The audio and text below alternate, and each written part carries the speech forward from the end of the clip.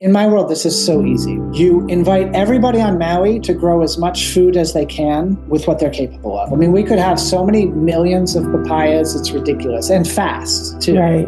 And if you took all that and brought it to centers around the island and said, get what you need, no more Costco, no more imports. You just look and say, no, I'm not buying things in plastic. Can you imagine, Oksana, if from the beginning of time, humans were building their relationship with the earth to serve future humans? We would just have, hey, you have all the food that you want and you have a safe place to be. Now what do you want to do with your life? And we could discover things like telepathy, time travel, and wormholes, and whatever the thing is.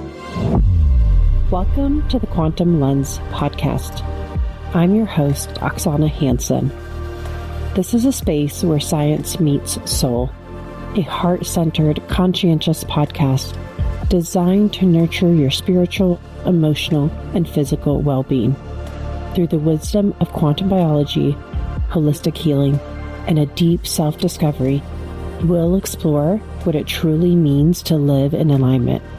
If you're ready to open your heart, expand your mind, you're in the right place. Welcome to the Quantum Lens podcast, and I am so excited to have Patrick from the Wellness Enterprise on the show today. Thanks so much for being here. It's so great to be here with you, Oksana. I just love getting to know you more, and this is going to be a lot of fun. Yes, I feel like our conversations, when we get going, they can go in any direction. Yeah. Well, we're in a unified field together, right? So we just, by jumping out of our individual selves and meeting together, we meet somebody different. Like it's a different version of ourselves, and we show up differently for each other than anybody else. Yes, absolutely. And we connected, I guess, a few months ago now, and you got me a cosmic tower. And I wanted to kind of share with the audience about this magical tool that has literally flipped my life upside down. And so I wanted to really kind of share with people my experience, but I'd love for you to kind of just introduce yourself and first, and then we'll dive into those fun conversations. Cool. So I think I give a quantum answer to this. So sometimes when I think about who I am, I think about myself as sacred geometry that's unfolding. So like the language that I've learned that the creator creates in is sacred geometry. It's sacred shapes with specific mathematical relationships. And, one way I know myself is after my career change, 18 years as a financial advisor, I got into water and I lived in the vortex for 10 years. Everything that I was learning about was the vortex. And then in 2022, Nico Martins brought the cosmic tower to me and laid the toroidal field on top of the vortex. And that's when I realized that I'd been getting my PhD in vortex, and I graduated and got the next shape. And that's when I learned a vortex is inside of a torus. And so all that decade while I was talking about the vortex, I didn't know about the bigger outer spin. It just wasn't time. So, to answer this question in sacred geometry tells you that I've lived a life that's a little different than most people. And I think part of the driver behind that is that God, creator life, knew how money oriented I was and how selfish I was. And so I was gifted a year when I turned 30 of $1 million in income. And then when I turned 38, millions got ripped away. And through those processes, I learned in my cells that money does not make me happy. What makes me happy is relationships and seeing life open and seeing people's lives get better and having communication with them about that. So I've put myself into a life where I care about water. And I care about coherent water, and I care about the way water can transform a person. And by caring about that so much, life has given me challenge after challenge after challenge to show me what's in the way of understanding more of the truth of who I am. So as I wake up today, I know more about myself than I've ever known before, and I'm an ever evolving mystery that's learning more with each passing day, week, and month. I love you so much. You challenge me, like, and how I think in so many different ways. I feel like every time you and I communicate, I'm like, that's a very interesting perspective. I've never thought about it that way. So I just wanted to share that with you and thank you for just the beautiful way that your mind thinks. Yeah, thanks. When I was transitioning from a very successful career as a financial advisor, I didn't know it yet, but I was going to be leaving that industry. But I had reached the give back stage. Mm-hmm. And in the give back stage, I became the chairman of the recycling committee in Hingham, Massachusetts.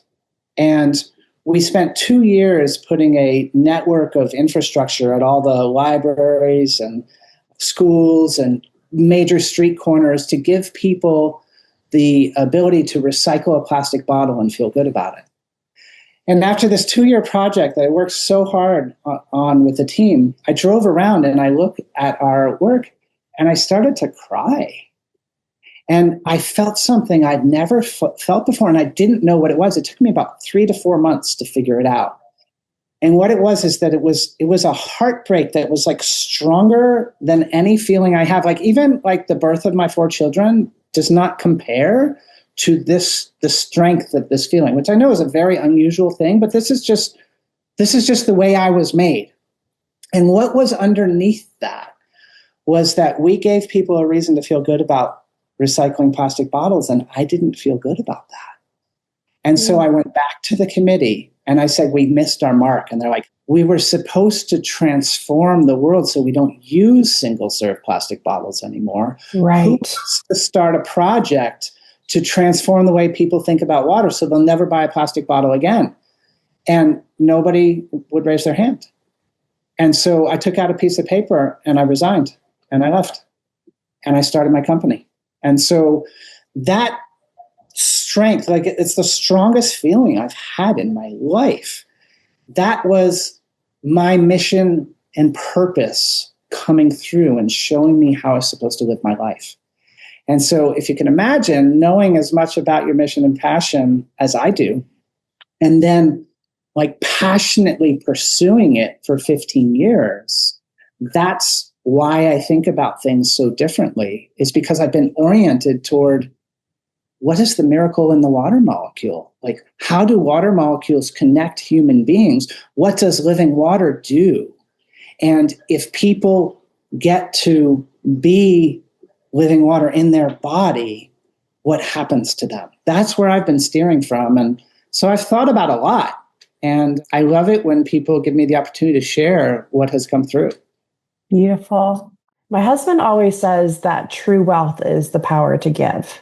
You know, I have a very similar background like you. Like I was in the tech industry in the San Francisco Bay Area and made a lot of money, like stupid money. And I was the most unhappy I'd ever been and the most unhealthy too.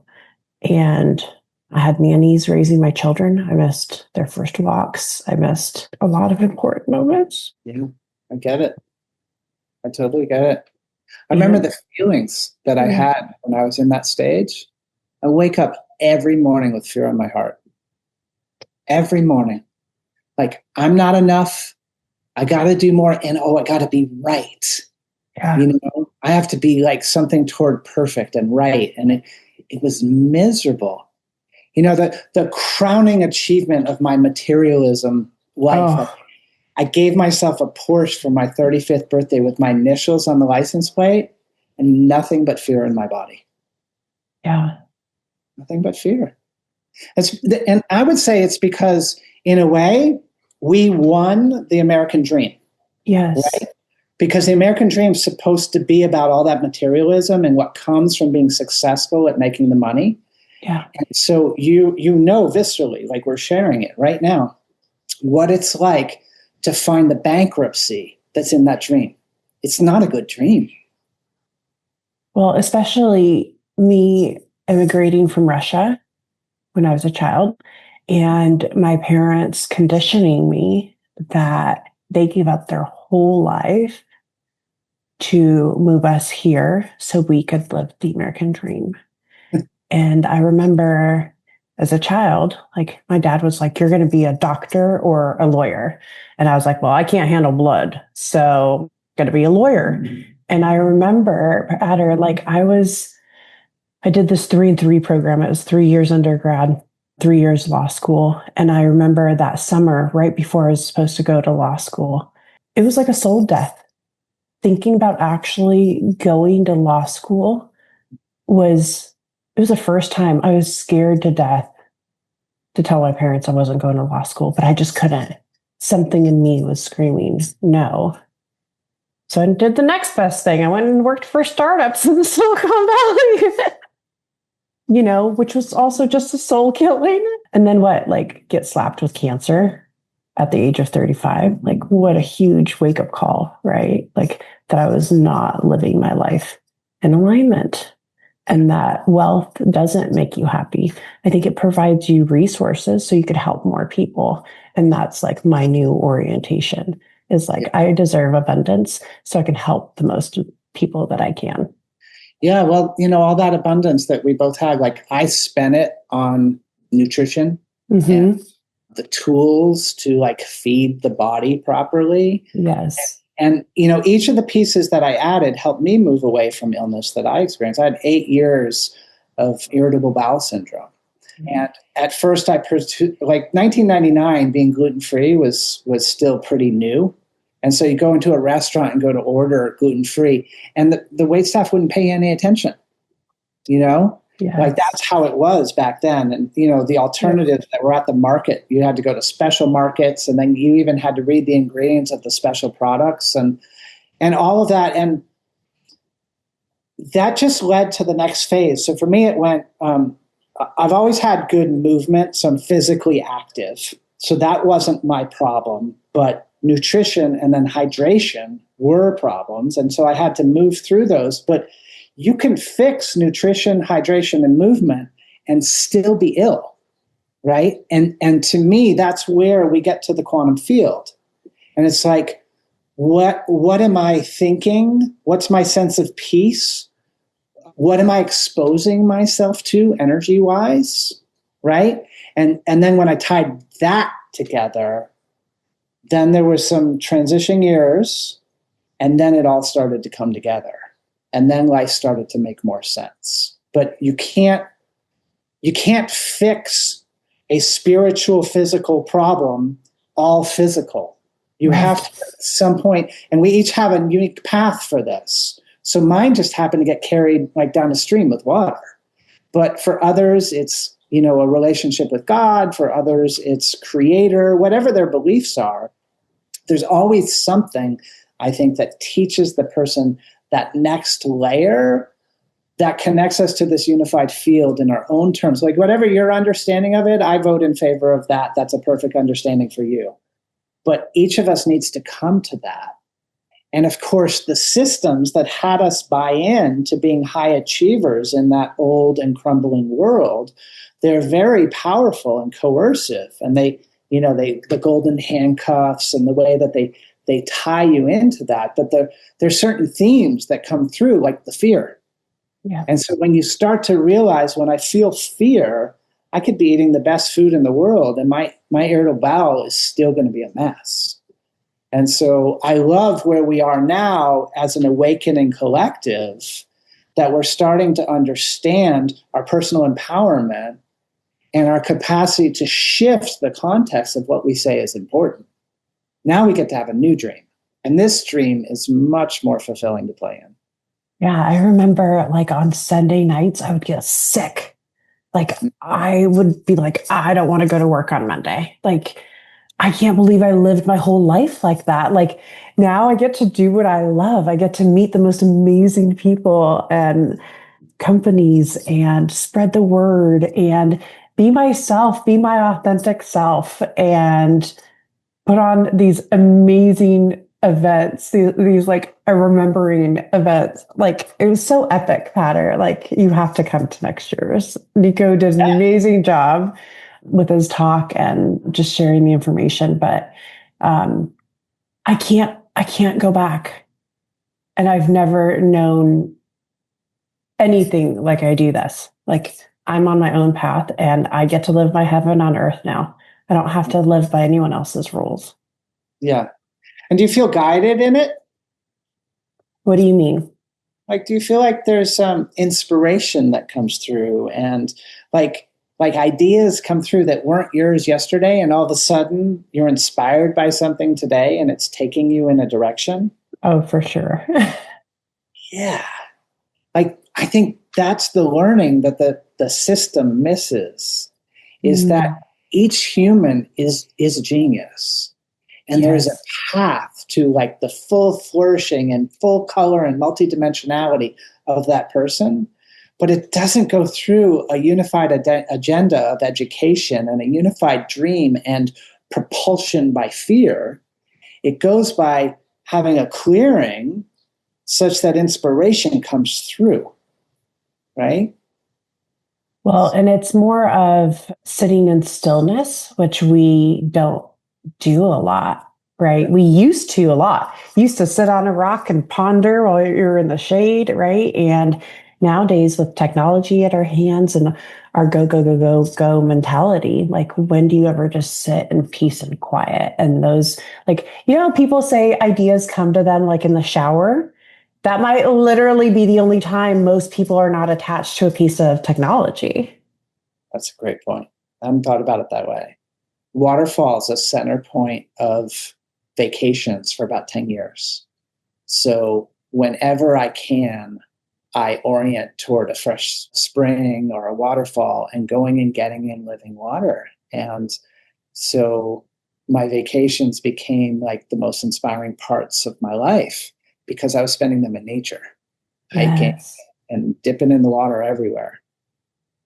I love that. And we do need a little break from our everyday lives. That's how we reconnect to ourselves.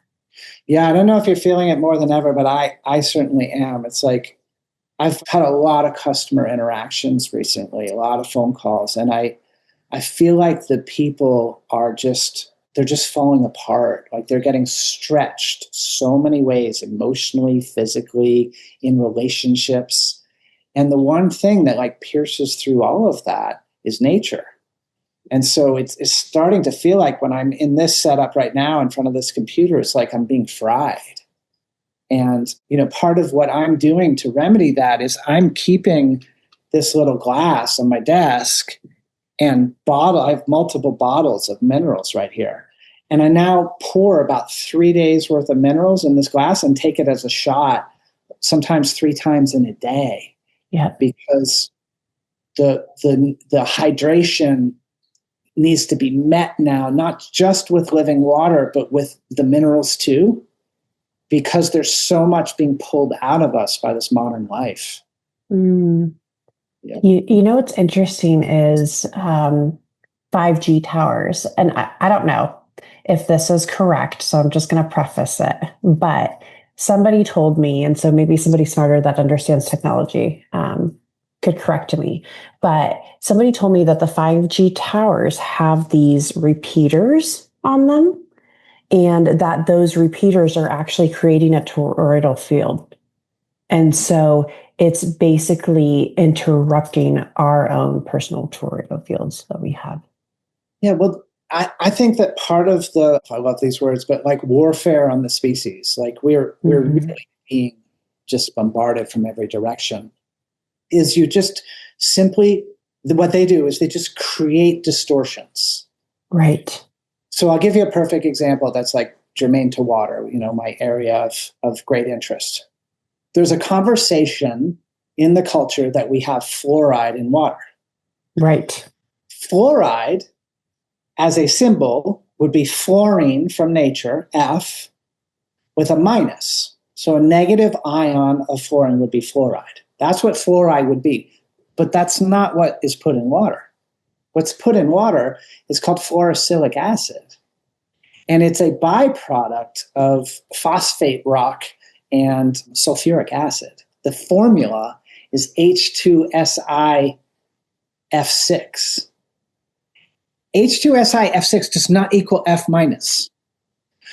But the grabbing of it in the culture gets these well-meaning people like us who went through a career. So they became a dentist, and then they become educated by a pharmaceutical model about fluoride.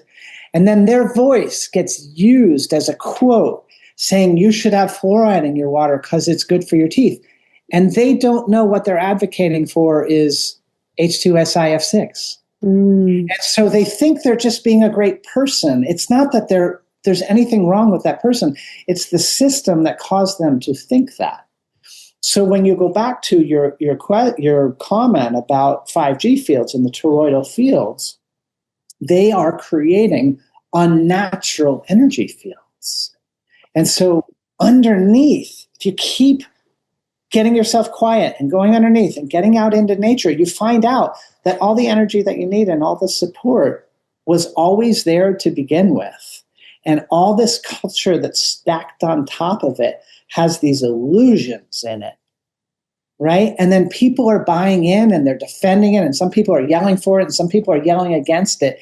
And I think the point of the system is to cause all that polarization and that yelling, because taking 9 billion people and controlling them is really difficult. But if you can get 4 billion and 4 billion to oppose one another, they wear each other out. Mm-hmm. And so that's part of how we get worn out, is those repeating toroidal fields that are profoundly dehydrating and cause anxiety and cause us to not be able to think as what we really are.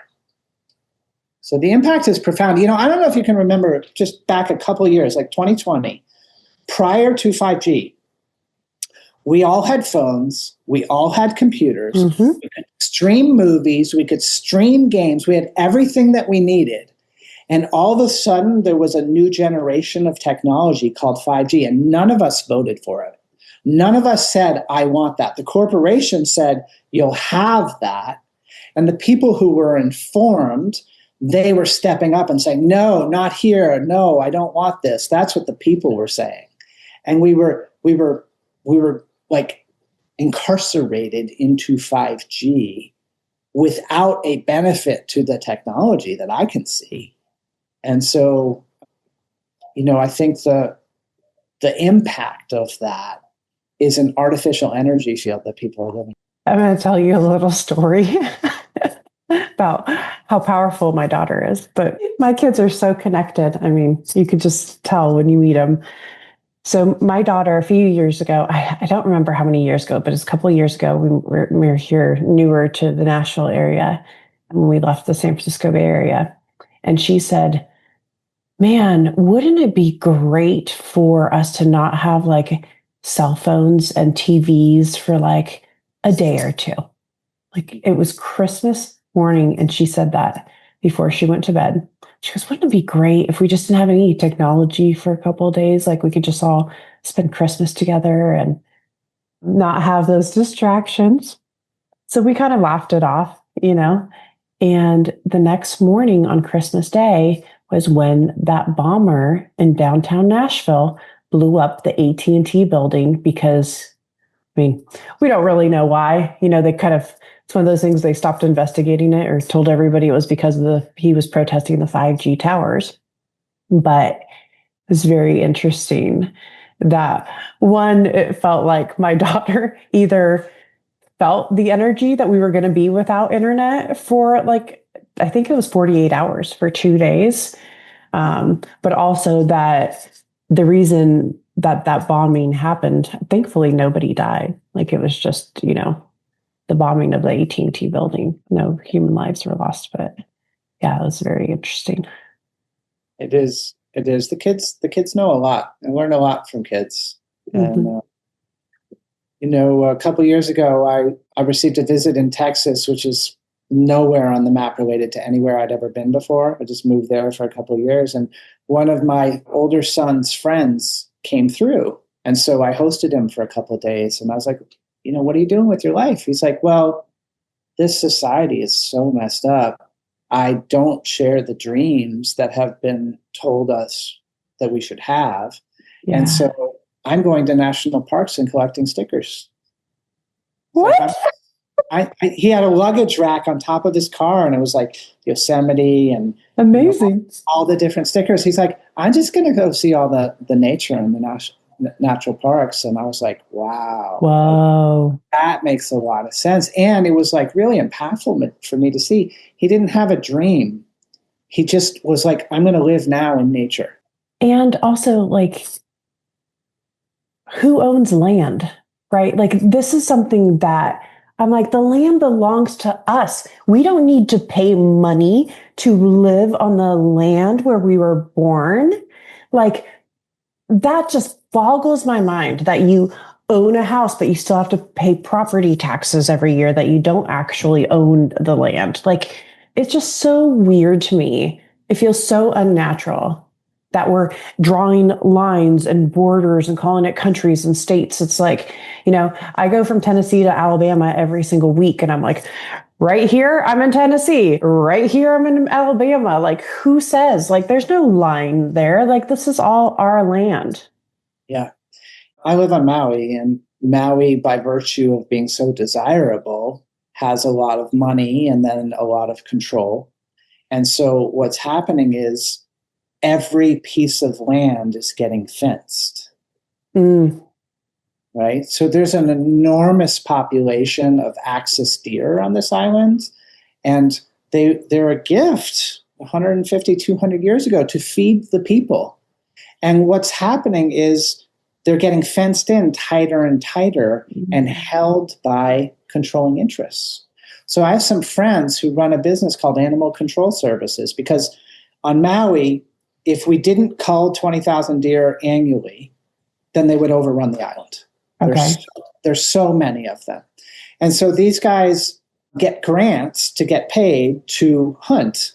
And then they have a text stream. And if you put in for a deer, then they will hunt. And at 2 a.m, when the hunt is over, they'll text you and tell you if they have one for you, and you come and pick it up. And so I never wanted to cut up an animal. Like, that was not part of my dream. And somehow, like a couple of years ago, I started dreaming about processing deer. And so when I met these guys, I was like, oh my gosh, this is what it's been getting me ready for. And so I now know how to process a deer. And the last time I got some, I actually got a couple one night, and I sat holding the hooves of the buck that I got for like 5 minutes before I processed it, because I was so thankful that it gave its body to nourish me. So the issue here is that the earth is just profoundly abundant. There's, like in Maui in particular, there is so much food that can be grown here, like in the shortest amount of time.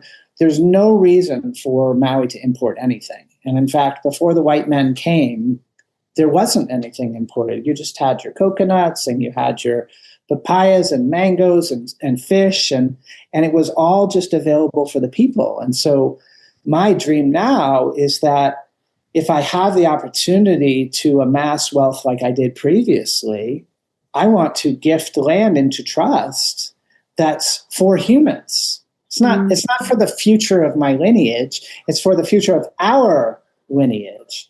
And that people be able to grow food and, cultivate animals and treat the land in a regenerative, holistic way. Like, that's a dream that really excites me. I probably get 70% of my food now directly from the land with no market involved. Beautiful. That's how it should be. Mm-hmm. Yeah. Yeah, I just go to the store to get like some tortillas and some hot sauce to put on my stuff. But basically, I just don't go to the markets because I don't want anything that's at the market anyway. It doesn't have value to me. Like, I'm energy. I'm like an electrical charge. And if the food that I'm eating has been sitting in plastic for weeks, it doesn't have any electrical charge. The moment you pick an apple off a tree, the spin changes. It goes from spinning to the right to spinning to the left, right? Or left, whichever one first. I always mess that up. But the energy changes from alive, vital, giving to the beginning of degradation. And so ideally, this neighborhood that I live in would have everyone growing trees and plants and stuff. And we would just pool it, and we would take what we were going to eat today and consume it locally.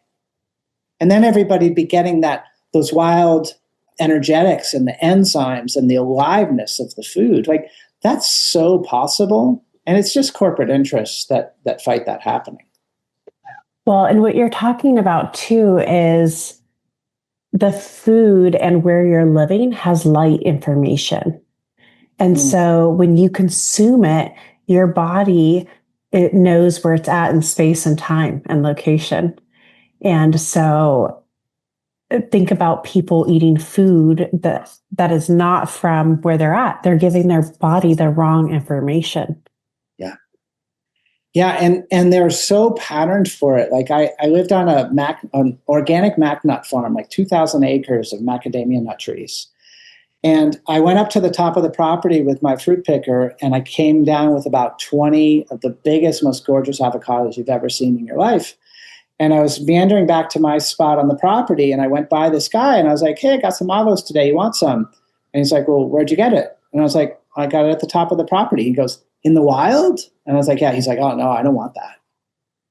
And I was like, weird. I was like, oh my God, like, what dream and understanding do you have of life that would have you reject me giving you, like, the biggest gift I could give you from my heart is like, here, like, this was alive 20 minutes ago. And right. You can, you know, best avocados you could ever imagine.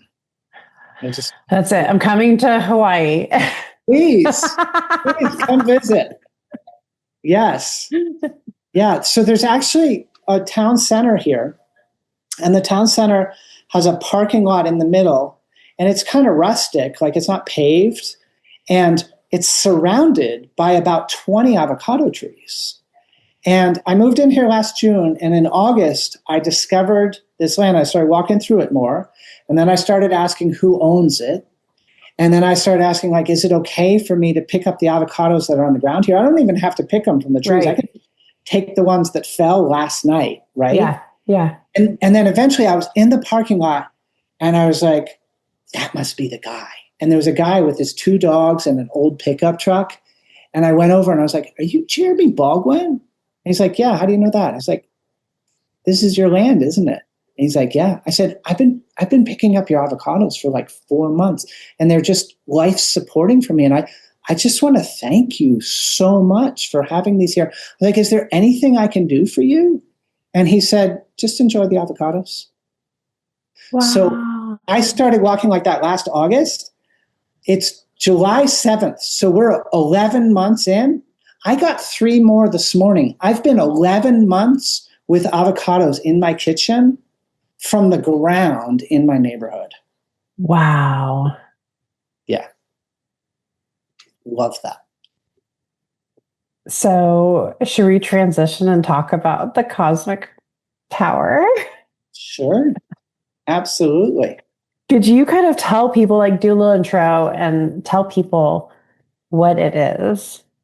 Yeah. So cosmic towers are toroidal field generators. So we have a scientist named Harold Tears who was not well, and he wanted to get well. And so he spent 15 years pursuing the understanding of what created wellness. He read hundreds and hundreds of books and studied and studied and studied. And he came to the conclusion that he needed to live inside of energy fields that contained all the natural light, that were flowing fields of water. And so I'm never far away from a cosmic tower. This is Cosmic Tower 35, so it's 35 centimeters tall, 15 inches. And in the bottom half, there's a glass vial down here, and then there's another one up here. The two don't touch.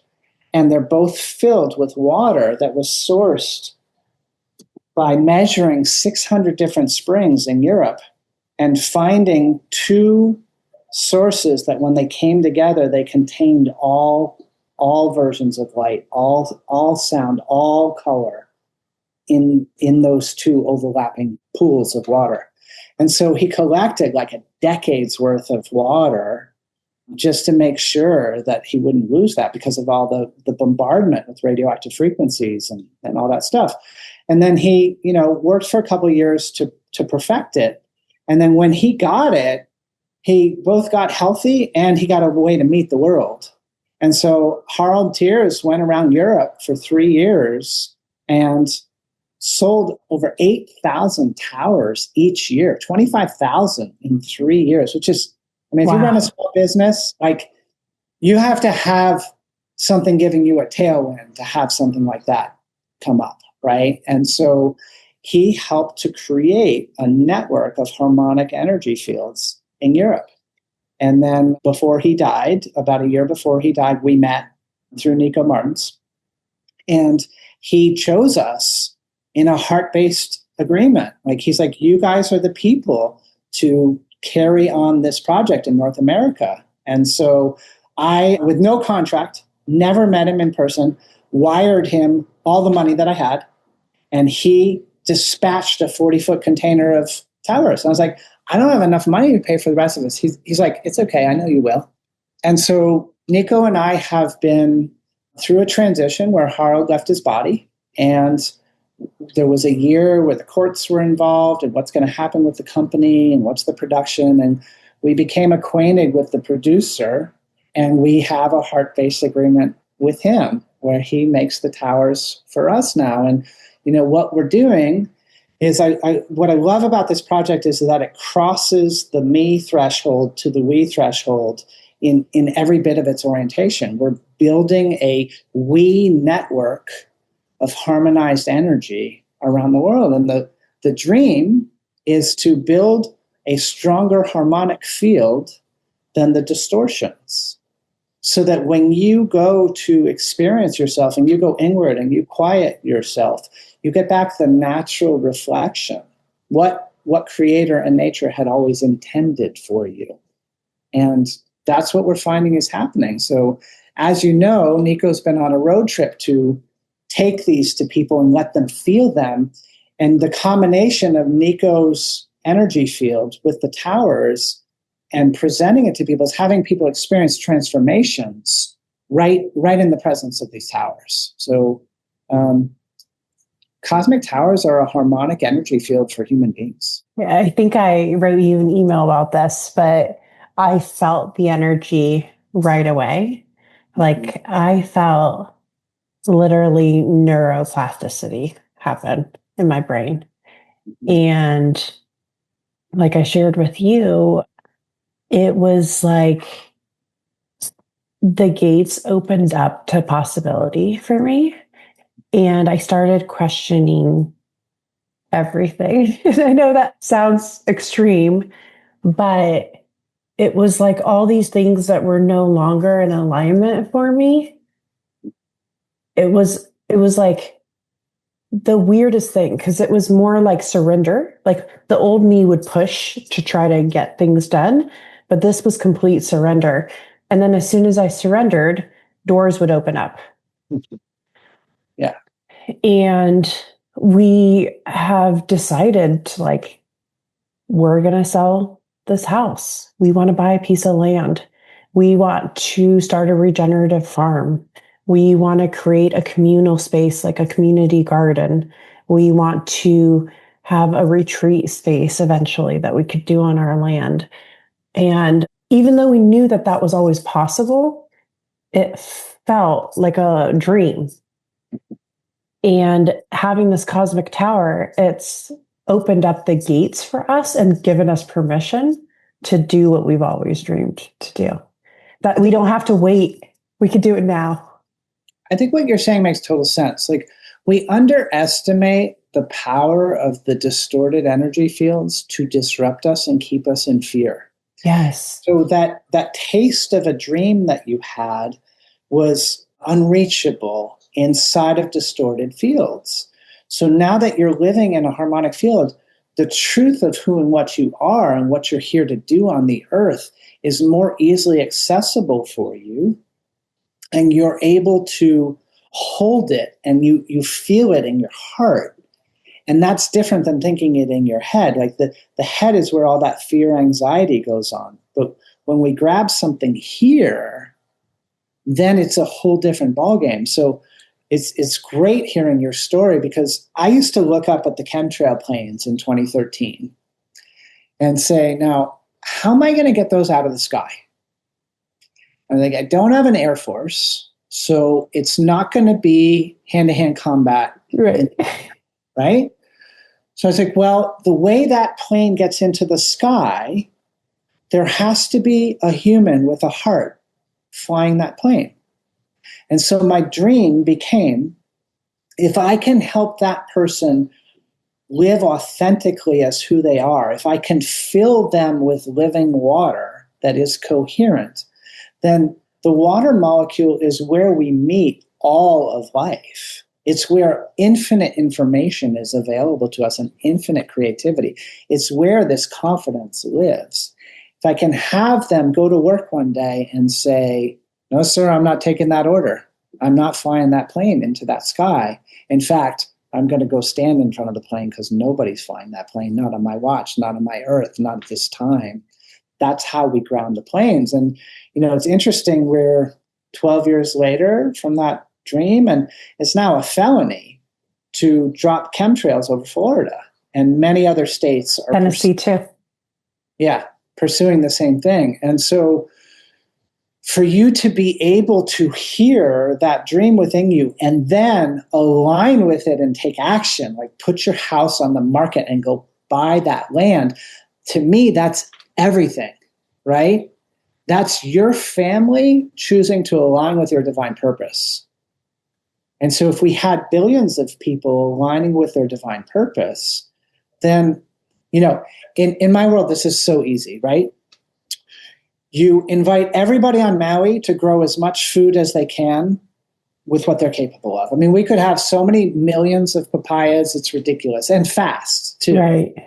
And if you took all that and brought it to centers around the island and said, just come get what you need, then no more Costco, no more imports. It's like you just look and say, no, like I'm not buying things in plastic. I'm not buying something where I don't know what cents on the dollar leave the island when we make a purchase, but it's like 90 something of them. It's not about like building stores of food and being self-sufficient. Can you imagine, Oksana, if from the beginning of time, humans were building their relationship with the earth to serve future humans? Like, I'm just going to build abundance with my life, and all the people that come after me can take advantage of my inventions. Free energy, heat, none of these expenses. And we wouldn't have property taxes and this kind of pillaging away of the value of people's homes. We would just have, hey, you have all the food that you want and you have a safe place to be. Now what do you want to do with your life? And we could discover things like telepathy and time travel and wormholes and whatever the thing is. I don't know about all that because I'm still mired in this physical reality, but there are people chewing on the edges of that stuff. That's a dream right there. So, and I think what you're saying is so profound, because life and nature is so abundant, and yet we have so many people that are living in the scarcity mindset. They're controlled in their minds. I mean, there's really three primary decisions that go to the way people think. 1906, the Rockefellers funded the Education Board. The mission there was to cause uniform thinking inside of a pharmaceutical and oil-based model. And so between that, the Flexner Report in 1910, and the forming of the AMA, the American Medical Association, like you would think with a name like AMA, what they'd be pursuing is health for all humans, which would be a diverse set of opinions and a furthering of all things that work. That's not what it does. The AMA exists to extinguish competition to the pharmaceutical model. So these three things, then 115, 120 years later, we are the product of all of the thinking that they have funded, right? So people become attached to certain ideas, and they will fight for these ideas that disembowel human beings, right? So instead of like getting quiet, listening to your heart, sourcing from within, building on nature, we have all this thinking that separates and causes fear and anxiety and stops people from being their true purpose. Honestly, the design of it leaves me in awe at times. I'm like, that is so masterful a way to control the setup of this species, but it's so forced and it's so controlling. And most of us are a whole-on product of that. And some of us have awakened 10%, and some of us 90%, and everywhere in between. And we are getting more and more people, they're getting a grip on being an authentic version of themselves. So I think we are the answer. And it's when we are empowered to have the courage to be who we are that we'll have the courage to stop those planes. Like there'll be no pilot to fly the plane. I'm not going to drop chemicals on my brothers and sisters. So it's an exciting time. Like all this, the internet has brought us together and helped us communicate and helped us see a bigger picture. And in 1950, your world was as big as your automobile would take you, and that was just kind of in your neighborhood. And so you got this little view of the world. But now, we have access to all the information in the world instantly. And you don't feel like a weirdo because there's other people that. Thank God. Thank God. Yeah. Eric and I just recorded a podcast, our first one together, and we talk about really kind of quantum family. And I feel called to kind of move the direction of my business too, kind of talking about families.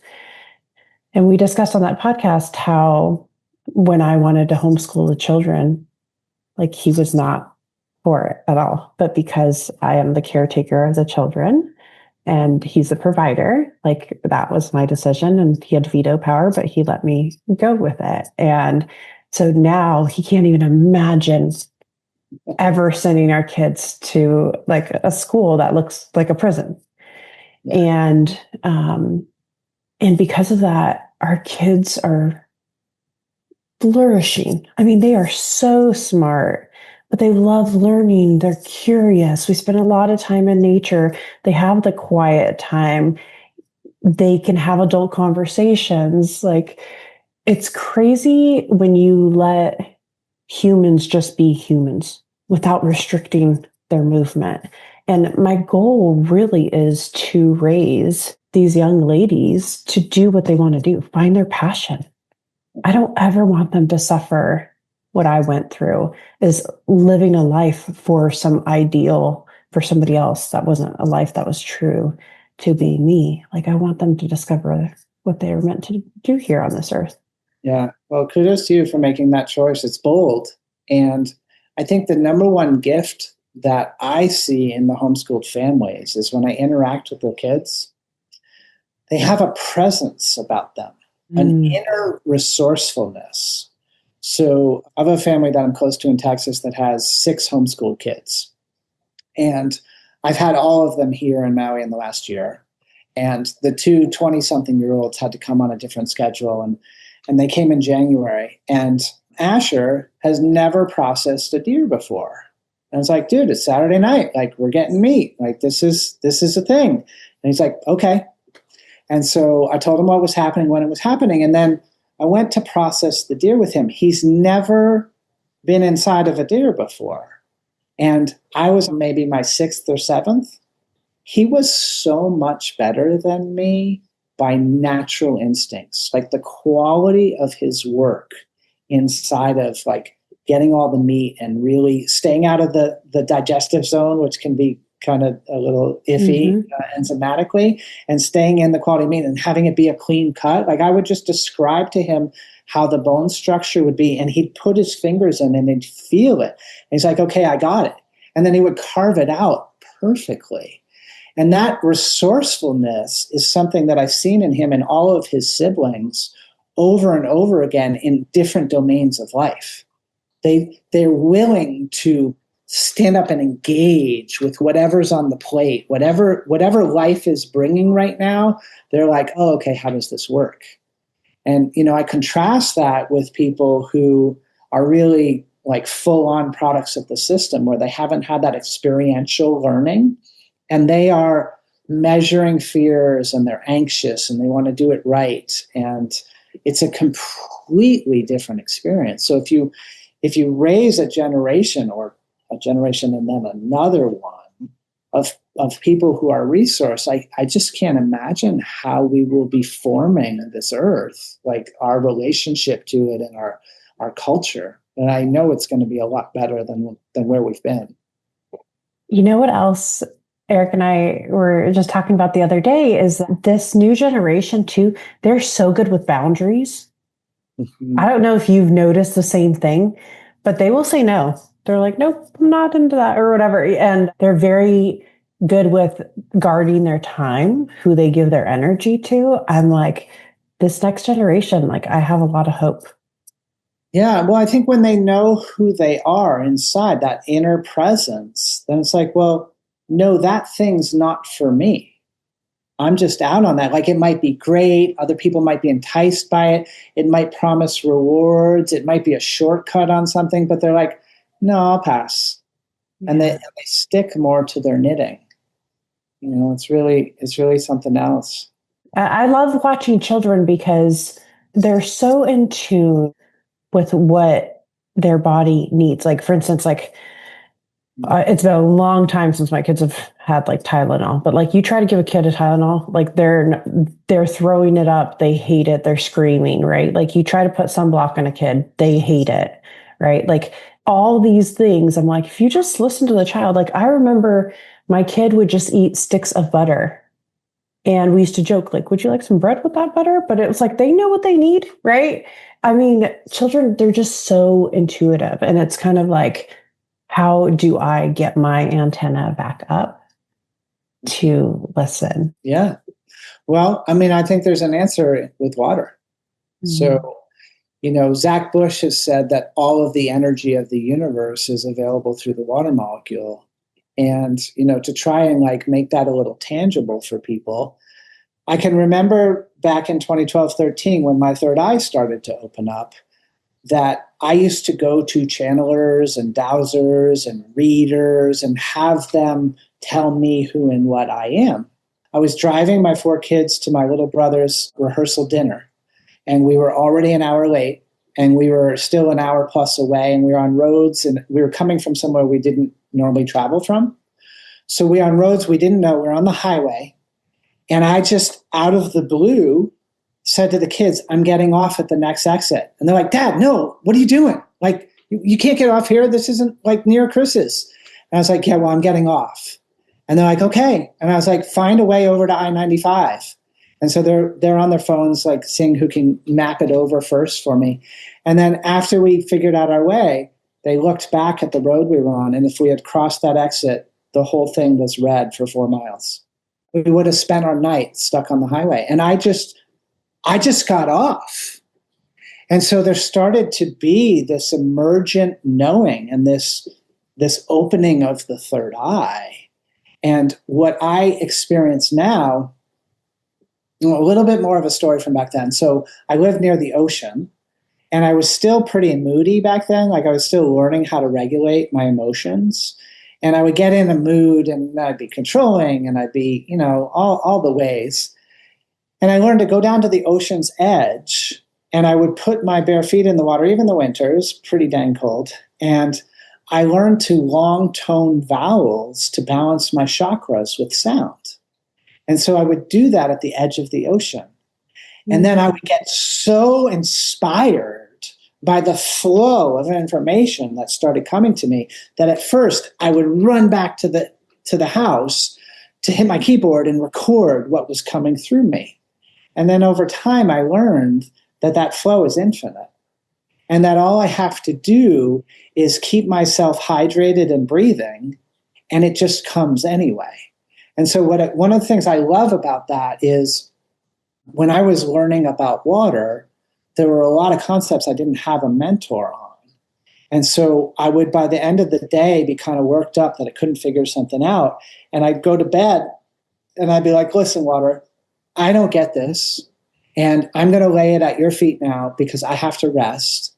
And whatever it is I'm supposed to know, when I wake up in the morning, just have that be top of mind. And I would wake up like so inspired. The first hour of the day was like, running to write ebooks or books or web pages or, all the things that would be coming through. And I'd be shown like illustrations and ways of explaining things that I hadn't been able to understand the day before. So to me, those things weren't a product of thinking. They were a gift of inspiration. And that happens through the water molecule. Like that's where it comes from. And so as we look at a world of empowered human beings sensing for themselves and being connected to all that is, so now all it takes is focus on that which you want to create, and it organizes around you. And that's how it works. I just got chills when you were saying that. And I mean, we know from biology that we're 99 out of 100 molecules is water. Yeah. And that's living and breathing and moving. It's your cells. It's all energy. Yeah. We're just water sacks, right? We're water sacks. If we took Patrick and we just dissolved him into two buckets, there'd be a water bucket and a mineral bucket. That's it. That's the biology. Like what's being held together here is a water bucket and a mineral bucket. Coming into alignment with that and recognizing that if you get your minerals and your water right, you start flowing. And life just happens for you instead of you forcing it. And it just becomes something that you just watch what unfolds. I'm for sure the least controlling I've ever been, and I still have more to learn, but I'm more like water than I've ever been. Where I just flow and be like, oh, this is what today's bringing. Like that wasn't what I anticipated, but that's what is. So how can I come into alignment with it? I used to think about water at the water facilities, and we pump it out of the earth and we put it into a facility, and then we cover it and inject chlorine gas into it. And then we force it through long straight pipes, which is not water's nature. Water's nature is to roll like at the beach or in the waterfall. And then the water comes out the other side. And if you put your nose to the water as it comes out the faucet, it smells like chlorine.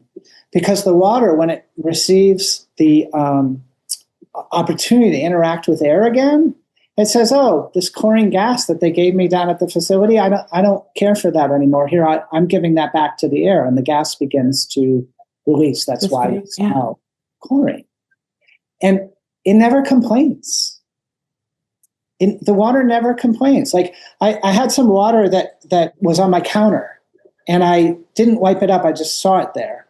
And then I left the room and I came back and it was gone. And I was like, you can never separate water. Water's always in the hydrological cycle. And if it gets too isolated into too few drops, not being part of a bigger pool, it just evaporates and it goes back and it rejoins. And in the process, by movement and changing states, it purifies itself. Holy cow. So I want to be more like water. I just want to flow. Me too. Yeah. Well, I think you are. Like when you talk about being willing to uproot a family dream and sell a home and move into nature, you're talking about reclaiming that aspect of yourself. And I know so many people who feel bound to their home or to their job or to a way of life. And the truth is we don't need much. Some land that's growing living food and some people to love and clean water, living water on that property, like that's all we need. We really don't need anything else. So you're on your way. Thank you. Thank you. I love your guys' aqua energizer. That video that I made of my daughter using it, like that might be my most successful video of all time because it was so cute. Because I'll educate the kids on certain things. Like we were at the grocery store the other day. I'm like, okay, let me show you how to pick out the meat. You know, you want the fat to be on the outside, not in the meat, like keep through the meat and all that stuff, you know, but they really, kids are just, they're natural. They watch the example of how you lead. And I ended up catching my daughter using the Aqua Energizer. And it was just such a cute video. You guys go on my Instagram and find it. Because she's just like, look, this cup is from the refrigerator. And this cup is, you know, from the Aqua Energizer. It has all these bubbles. And she didn't know anything about it. She just noticed that it tastes different than the water from the refrigerator. So it's just so cool how kids just naturally like pick up on things. Yeah. And I want to invite a little expansion in your vocabulary there. So you say she tastes it differently, but I actually would suggest that taste is the co-opted conversation by the culture about what water's supposed to be, because we live inside a paradigm of chasing purity, and purity equals safe. And safe is the solution to our fears. I know I'm going over a lot here. I see you like grab it all, but it's like everybody's thinking. I learned this by being a CEO that answers the phone at his company. And I would hear people with different dialects, different genders, different ages, all around the globe, and they had the same concerns about water, and they were all trying to alleviate the conditions through taste and safety. Interesting. That's fear-based. Interesting. Right? If you're pursuing safety, then there's something that's unsafe. And so what I suggest as the paradigm that you were witnessing there, more than just taste, although the taste is wonderful with an Aqua Energizer, the more important thing is a multi-dimensional experience of water wherein all of our senses know what this is. So if you think about humans before this culture, we were made to run on living water. Yes, right? 100%. Just like we made the F minus equals H2SI F6 conversation, we made it that water through long straight pipes is supposed to be hydrating, but everybody's dehydrated because that's not living water. It's dead water. Right. Sodas aren't living water, tea, coffee, none of that is living water. It has liquid in it, but it's not living water. And one of the ways you can tell is if you go like run a marathon or do something like whatever big athletic event is for you, and then you're like so dehydrated and you go and you chug. If you're drinking H2O, man-made water, it sloshes in your gut. Yes. And you feel all full from it. Mm-hmm. But if you take that same water and you put it through an Aqua Energizer, now you get H3O2. You get water that's nature's water with a negative electron to donate. And that has different properties, and you start to sense it through feel more than taste.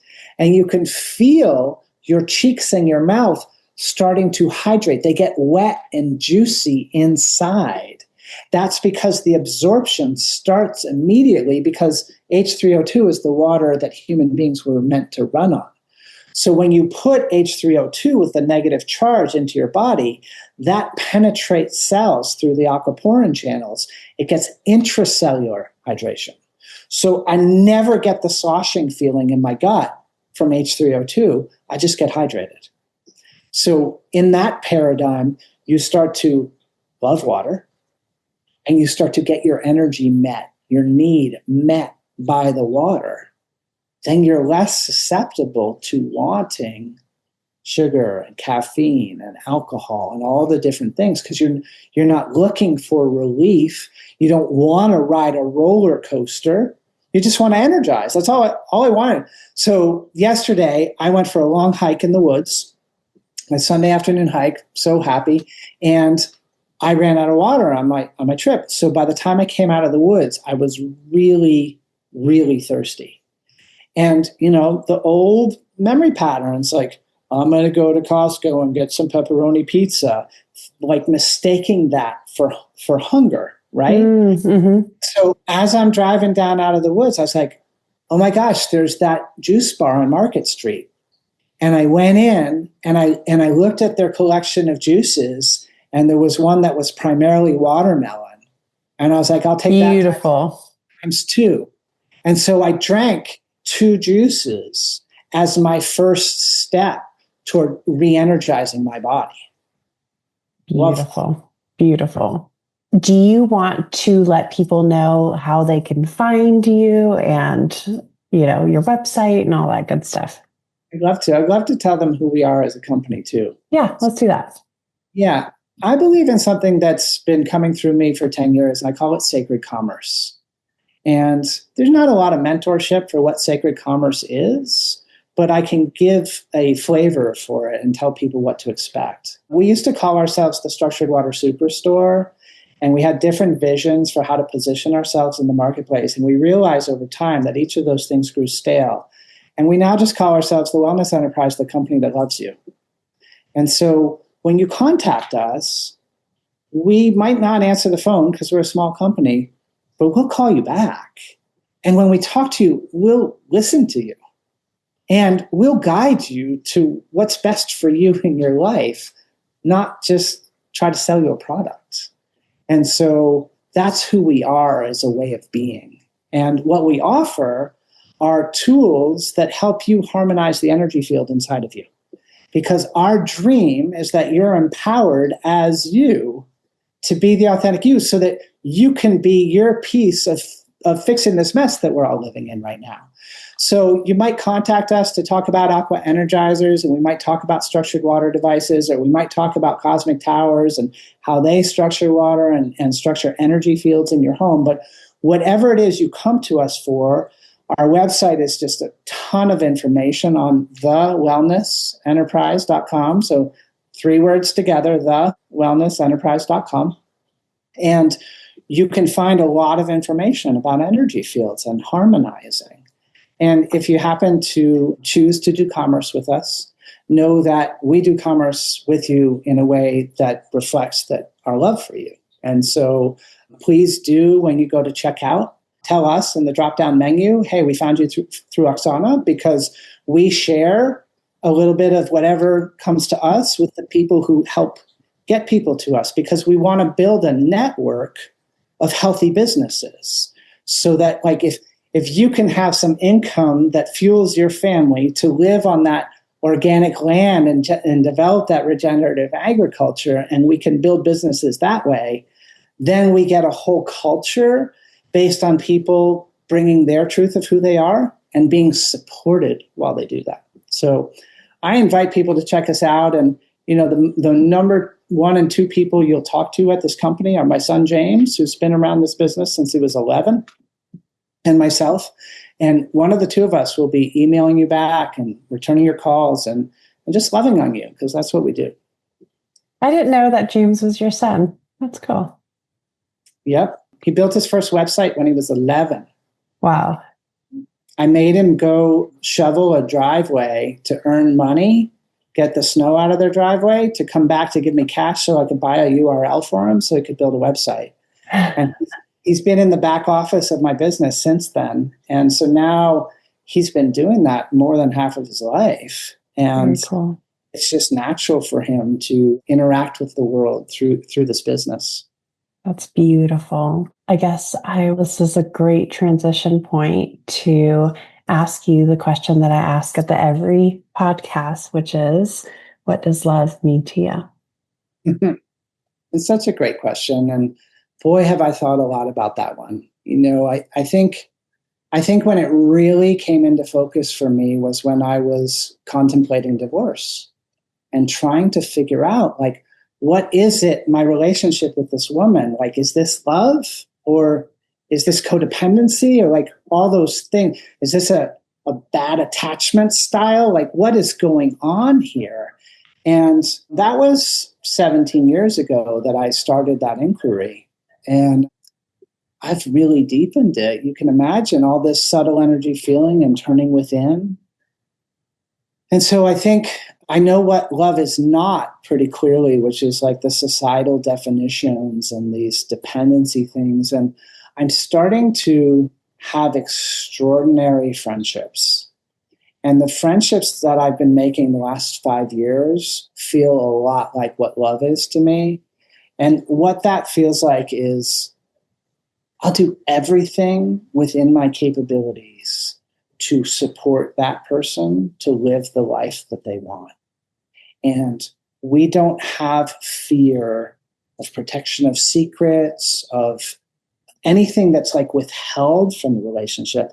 So I have a lot of friends right now that will give their all, their truthfulness, like they'll speak things into our relationship that have never been spoken by them before.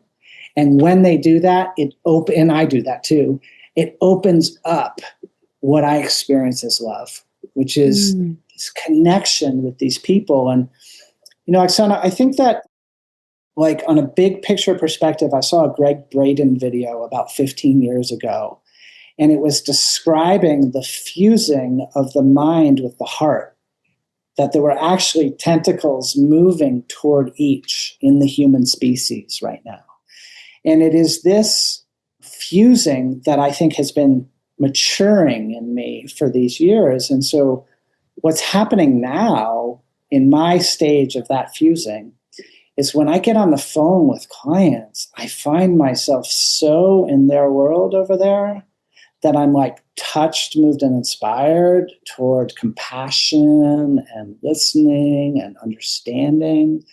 And I think that evolutionarily, like that's what's happening for us, is that we're learning that the heart space is a felt space and that the head space is a thought space, and love lives down here. It's a feeling. And I'm experiencing more of it than I've ever known before. And it's really kind of blasting me wide open. Well, I can truly say that I feel loved every time we interact. That's my dream. That's the best thing you could say to me. That fuels me all day long to just keep going and doing what I'm doing. Thank you. Patrick, thank you for being you. Thank you for bringing your message into this world. It's so important. And thank you for spreading the love. No, it's my pleasure. Thanks for being part of this loving world with me. Let's keep magnetizing love in all of us. Yes. Thank you for tuning in to the Quantum Lens podcast. I hope this episode brought you insight, inspiration, and a deeper connection to your journey. If you've loved what you heard, be sure to subscribe, leave a review, and share it with someone who needs to hear this message. Let's keep this conversation going. And until next time, keep aligning, expanding, and embrace the magic of who you are.